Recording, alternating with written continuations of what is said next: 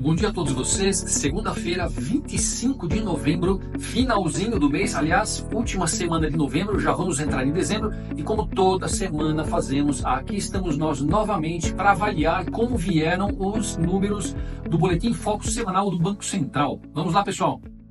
Bom, começamos os indicadores do Boletim Focus pelo IPCA. O IPCA sofreu uma redução marginal, né? Agora esperado em 2024 para 4,63, frente aos 4,64 da semana passada. Praticamente o mesmo nível, mas é uma redução marginal, né? Já para 2025, ele aumentou bastante. A semana passada prevíamos um IPCA para 2025 em 4,12 e agora o mercado aposta em 4,34. Foi um aumento considerável. E para 2026 também aumentou de 3,70% na semana passada para o IPCA em 2026 de 3,78. E aqui pela primeira vez eu trago para vocês um gráfico que eu fiz questão de colocar para ilustrar por que será que o IPCA previsto para esse ano está um pouquinho menor. Eu acho que é por influência do IPCA dos administrados, tá? E eu vou falar um pouquinho depois de mostrar os gráficos para vocês sobre o IPCA dos administrados, mas vejam que na semana passada o IPCA para os administrados em 2024 estava em 5,01% e de repente caiu para 4,67%. Foi uma redução bastante forte no IPCA dos itens administrados para esse ano. Ao passo que para 2025 a coisa é ao contrária. Na semana passada o IPCA dos administrados estava estimado em 3,87 para 2025 e agora para 4,16%. Também houve um aumento no IPCA dos itens administrados para 2026, que passou de 3,72 para 3,76%. Os preços administrados, eles correspondem a uma parcela significativa da inflação brasileira, sendo que o peso destes no montante da inflação geral, nosso IPCA, se dá acima de 21%. Aliás, nessa década, em alguns momentos, chegou a representar 30% do IPCA. No Brasil, o termo preços administrados refere-se aos preços insensíveis às condições de oferta e demanda, porque eles são estabelecidos por contrato ou por órgãos públicos, tá? Alguns exemplos de bens e serviços cujos preços são administrados para os consumidores são os seguintes. Em âmbito municipal ou estadual, nós temos o gás encanado, o IPTU, a taxa de emplacamento e licenciamento de veículos, taxa de água e esgoto, transportes públicos de ônibus urbanos e intermunicipais e também metrô e táxi. Em âmbito federal, nós temos derivados de petróleo, incluindo gasolina, óleo diesel e gás de botijão, álcool combustível, tarifas de energia elétrica, tarifas de telefonia, correios, transportes públicos interestaduais, incluindo passagens de avião e planos de saúde. Esses bens e serviços, eles são produzidos por empresas públicas ou não, tá? Mas são regulados por agências reguladoras que determinam um determinam um percentual máximo de reajuste a cada ano. Ou seja, sim, é possível que o governo, tá, principalmente a âmbito federal, em função dos produtos que são regulados por agências federais, serem mais representativos, né, na cesta de consumo do brasileiro, portanto, na inflação como um todo, é possível que através de intervenção, principalmente federal, você consiga diminuir o impacto do IPCA, né, consiga diminuir a inflação prevista para um determinado período. Então, isso só para dizer, como eu havia comentado agora há pouco no gráfico, de que sim, através da intervenção do governo pode haver uma certa, não vou dizer manipulação, tá? Mas um certo direcionamento no caminho e no índice do IPCA para um determinado período.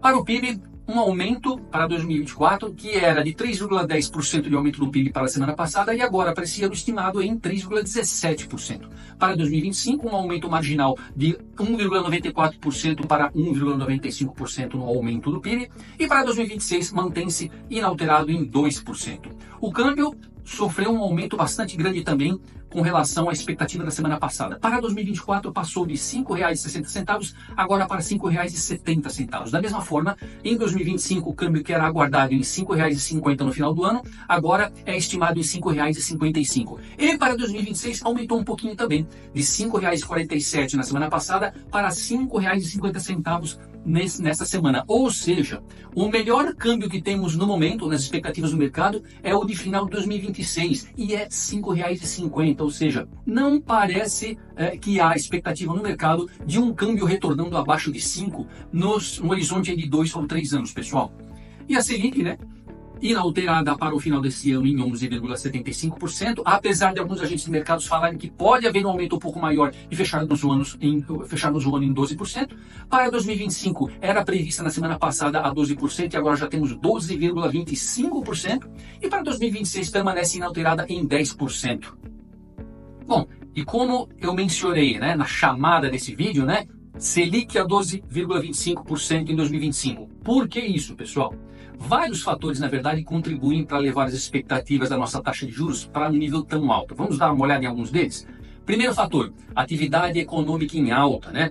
Isso com grande participação do governo, seja através de programas de transferência de renda, como o Bolsa Família e o benefício de prestação continuada, entre outros, né? Como também no aumento do funcionalismo público, tanto em número de servidores, como também em aumentos salariais. E aqui nós temos o keynesianismo imperando, tá? Com o seu conceito de Estado como principal indutor do crescimento econômico, ou seja, maior intervenção do Estado na dinâmica da economia, ao contrário do que prega a escola austríaca, né?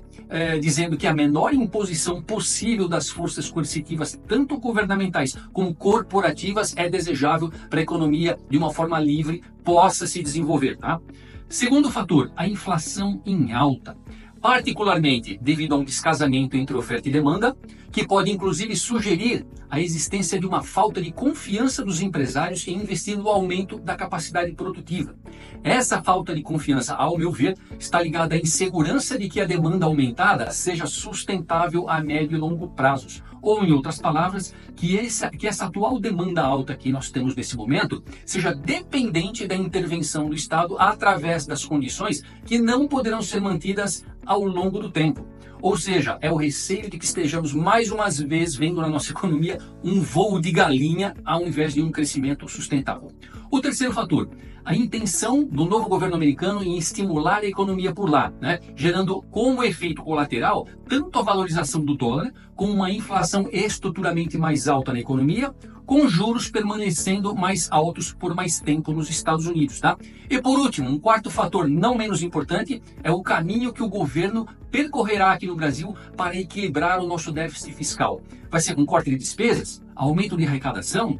Em que proporção essas duas coisas vão participar, né? Será um plano viável e execuível, né? Nós só temos dúvidas até o momento e uma expectativa crescente à medida que o tempo passa, né? Eu já comentei na semana passada, acho que não virá essa semana um anúncio de plano para o déficit fiscal, e não veio, né? Então, à medida que o tempo passa e nós não temos nenhuma novidade, nenhum detalhe, as incertezas só aumentam, tá? Tudo isso, pessoal, tudo isso junto implica sim numa Selic alta, numa expectativa de Selic alta, não só com os prováveis 11,75 ou 12 no final desse ano, mas com 12,25 para o final de 2025, ou seja, nós não teremos fôlego, nós não teremos espaço para reduzir a nossa Selic nem sequer até o final do ano que vem. E veja, nesse momento, Selic a 10% no final de 2026, tá? Então, enquanto nós não tivermos novidades, nós não tivermos detalhes do que o governo pretende fazer e que esse plano venha, né, e seja bem aceito, bem digerido pelo mercado como um todo, nós não temos condições de pensar, né, e de imaginar que o nosso Banco Central poderia proporcionar uma taxa Selic mais baixa, tá? Enquanto isso, né, os investidores continuam sobrealocando em renda fixa, particularmente em renda fixa pós-fixada, com altos retornos e baixo risco. E retirando, né, dessa forma também, né, consequentemente, né, retirando recursos da renda variável, que sim, está muito barata, mas precisa de alguns drivers, precisa de algum incentivo no horizonte para voltar a subir, né? Eu acho que a nossa renda variável continua em estado, em compasso de espera, para ver para onde a nossa economia irá a médio prazo e aí sim poder reagir de forma positiva e trazer de volta um pouco do capital que está sendo alocado em renda fixa nesse momento de tantas incertezas, tá bom? É isso, pessoal, fico por aqui. Eu acho que já falei bastante, né, sobre o Boletim Focus e algumas implicações de fatores aqui relativos à Selic, e vamos acompanhar como a semana se desenvolve e se, né, eu falo aqui de novo, como disse semana passada, se e quando o governo divulgar o plano para combater ou para equalizar o déficit fiscal, eu voltarei aqui com detalhes para dividir com vocês. Um grande abraço e boa semana.